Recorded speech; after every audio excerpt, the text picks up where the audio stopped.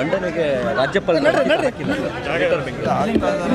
ಇಟ್ಕೊಳ್ಳಿ ಸರ್ ಲೋಗನ ಆಗ್ತಾರೆ ಅನ್ನುವಂಥ ವಿಶ್ವಾಸ ಇದೆ. ಯಾಕಂದರೆ ಈಗ ಬೆಂಗಳೂರಲ್ಲಿ ಒಂದೇ ಕಮಿಷನರು ಒಂದೇ ಮೇಯರ್ ಅದರಿಂದ ಸುಮಾರು 1.5 ಕೋಟಿ ಜನ ವೋಟರ್ಸ್ ಇದ್ದರು. ಸುಮಾರು 3 ಕೋಟಿಗೂ ಹೆಚ್ಚು ಜನ ವಾಸ ಮಾಡ್ತಾ ಇದ್ದಾರೆ. ಆ 3 ಕೋಟಿ ಜನಕ್ಕೆ ನಮಗೆ ಫೆಸಿಲಿಟೀಸ್ ಕೊಡೋಕ್ಕಾಗ್ತಾ ಇಲ್ಲ. ಮೂಲಭೂತ ಸೌಕರ್ಯಗಳನ್ನು ಸರಿಯಾಗಿ ನಿರ್ವಹಣೆ ಮಾಡಲಿಕ್ಕೆ ಕಷ್ಟ ಆಗಿರೋದ್ರಿಂದ ನಾವು ಈಗಾಗಲೇ ನಮ್ಮ ಸರ್ಕಾರದ ಅಧಿಕಾರಿಗಳು ಮಾನ್ಯ ರಾಜ್ಯಪಾಲರಿಗೆ ಈ ಬಗ್ಗೆ ಮಾಹಿತಿ ಕೊಟ್ಟಿದ್ದಾರೆ, ಅವರಿಗೆ ಮನದಟ್ಟು ಮಾಡಿದ್ದಾರೆ. ಯಾಕೆ ಗ್ರೇಟರ್ ಬೆಂಗಳೂರು ಮಾಡಬೇಕು ಅಂತ ಹೇಳಿ ನನಗೆ ವಿಶ್ವಾಸ ಇದೆ. ಅದಕ್ಕೆ ಅವರು ತಮ್ಮ ಒಪ್ಪಿಗೆ ಕೊಟ್ಟಿಲ್ಲ ಸರ್, ಕೊಡ್ತಾರೆ. ಇನ್ನೂ ಟೈಮ್ ಅವ್ರೇನು ರಿಜೆಕ್ಟ್ ಮಾಡಿಲ್ಲಲ್ಲ. Still it's in the governor ಹತ್ರ ಫೈಲ್ ಇದೆ, ಅದು ನೋಡಿ ಅವ್ರು ಓದಿ ಮಾಡ್ತಾರೆ. ಅವ್ರು ನನಗೆ ವಿಶ್ವಾಸ ಇದೆ, ಅವ್ರು ಮಾಡ್ತಾರೆ. ಸರ್, ದೆಹಲಿಯಲ್ಲಿ ರಾಜಕೀಯ ಸಾಕಷ್ಟು ಗರಿಗೆದಿರ್ತಾ ಇದೆ. ಕುಮಾರಸ್ವಾಮಿ ಅವರು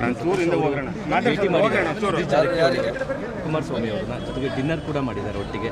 ಹನಿ ಟ್ರ್ಯಾಪ್ ಬಗ್ಗೆ ಚರ್ಚೆ ಆಗಿದೆ ಅಂತೇಳಿ ರಾಜಕೀಯ ವಲಯದಲ್ಲಿ ಭಾರಿ ಚರ್ಚೆ ಆಗಿದೆ. ಗೊತ್ತಿಲ್ಲಪ್ಪ ಯಾರ್ಯಾರಿಗೆ ಭೇಟಿ ಮಾಡೋದು. ಸತೀಶ್ ಜಾರಕಿಹೊಳಿ ಅವರು ಹಳೆ ಇದಿರ್ತದೆ, ಅದರಿಂದ ಭೇಟಿ ಮಾಡಿರ್ತಾರೆ. ಅದರಲ್ಲೇನು ವಿಶೇಷವಾದ ಅರ್ಥ ಕಲ್ಪಿಸ್ಬೇಕಂತ ಅವಶ್ಯಕತೆ ಇಲ್ಲ. ಅದರಲ್ಲೇನು ರಾಜಕೀಯ ಬಿಟ್ಟು ಸಂಬಂಧಗಳು ಇರ್ತಾವಲ್ಲ, ಆ ಪ್ರಕಾರ ಮಾಡಿದ್ದಾರೆ ಅಂತ. ಇದರಲ್ಲಿ ಹನಿ ಟ್ರ್ಯಾಪ್ ಬಗ್ಗೆ ದೇವೇಗೌಡರ ಹತ್ರ ಮಾತಾಡಿರ್ತಾರೆ ಅಂತೇಳಿ ನನಗೇನು ನಂಬಿಕೆ ಇಲ್ಲ. ಸರ್, ಹನಿ ಟ್ರ್ಯಾಪ್ ಅತಿ ದೊಡ್ಡ ಚರ್ಚೆ ಆಗ್ತದೆ. ಇವತ್ತು ಕೂಡ ಕಂಪ್ಲೇಂಟ್ ಮನವಿ ಕೊಟ್ಟಿದ್ದಾರೆ ಅಂತ ಹೇಳಿದ್ದಾರೆ ಸರ್ ಪರಮೇಶ್ವರ್. ಮನವಿ ಕೊಟ್ಟಿದ್ದಾರೆ. ಅದೇ ಮನವಿ ಗೊತ್ತಿಲ್ಲ ನನಗೆ ಏನು ರಾಜಣ್ಣವರು ಯಾವ ರೀತಿ ಮನವಿ ಕೊಟ್ಟಿದ್ದಾರೆ ಅಂತೇಳಿ. ಅದನ್ನು ನಮ್ಮ ರಾಜ್ಯದ ಗೃಹ ಮಂತ್ರಿಗಳು ಮತ್ತು ಮುಖ್ಯಮಂತ್ರಿಗಳು ಅದನ್ನು ತೀರ್ಮಾನ ಮಾಡ್ತಾರೆ. ಯಾವ ಥರ ಅದ್ರ ಬಗ್ಗೆ ಮಾಹಿತಿ ತರಿಸ್ಕೊಂಡು ಅದ್ರ ಬಗ್ಗೆ ಏನು ತನಿಖೆ ಮಾಡಬೇಕೇನು ಅನ್ನೋದು ಅದು ಅವರಿಗೆ ಬಿಟ್ಟ ವಿಚಾರ. ಬಿಜೆಪಿಗೆ ಸಂಬಂಧಪಟ್ಟಿದ್ದು ಸರ್, ಯತ್ನಾಳ್ 6 ವರ್ಷಗಳ ಕಾಲ ಉಚ್ಚಾಟನೆ ಮಾಡಿದ್ದಾರೆ.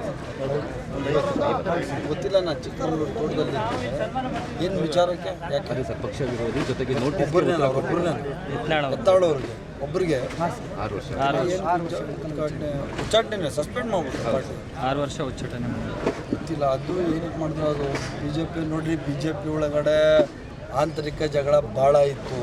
ಅದರಲ್ಲಿ ಒಂದು 10 ಗುಂಪಲ್ಲಿ ಯಾರು ಹೋಗ್ತಾರೋ, ಯಾರು ಕೆಳಗಡೆ ಹೋಗ್ತಾರೋ, ಯಾರು ದೇವ್ರಿಗೆ ಗೊತ್ತು. ಅವರು ತಟ್ಟೆಯಲ್ಲಿ ಹೆಗಣ ಬಿಟ್ಟಿದ್ರೇನೋ ಪಕ್ಕದ ತಟ್ಟೆಯಲ್ಲಿ ಏನೋ ನೊಣ ಬಿದ್ದಿದೆ ಅಂತ ಹುಡುಕುವಂತಹ ಜಾಯಮಾನ BJP ಅವ್ರದ್ದು. ಅವ್ರದ್ದೇ 10 ಗುಂಪಿದೆ. ಅದೆಲ್ಲ ರಿಸಲ್ಟ್ಸ್ ಇದೇನೆ. ನೀವು ಯಾರ್ಯಾರು ಸಸ್ಪೆಂಡ್ ಮಾಡ್ತಾರೋ, ಯಾರ್ಯಾರು ನಾಚಿಕೆ ಆಗ್ತಾರೋ, BJP ಒಡೆದ ಮನೆ ಕರ್ನಾಟಕದಲ್ಲಿ. ನೋಡೋಣ ಏನಾಗ್ತದೆ. ಜೊತೆಗೆ ಸರ್ ಬಿ ರಿಪೋರ್ಟ್ ಮೂಡ ಪ್ರಕರಣ ಅದು ಕೂಡ ಮುಂದೂಡಿದೆ ಸರ್. ರಿಪೋರ್ಟು ಏನೇ ಆಗಿದೆ ಅಂತೇಳಿ ನಿಮಗೆ ಗೊತ್ತಿದೆ. ಈಗಾಗಲೇ ಮಾನ್ಯ ಹೈಕೋರ್ಟಲ್ಲಿ ನ್ಯಾಯಮೂರ್ತಿಗಳು ಇದರಲ್ಲಿ ಯಾವುದೇ ಅವ್ಯವಹಾರ ನಡೆದಿಲ್ಲ, ತಪ್ಪುಗಳು ನಡೆದಿಲ್ಲ ಅಂತ ಈಗಾಗಲೇ ಹೇಳಿದ್ದಾರೆ.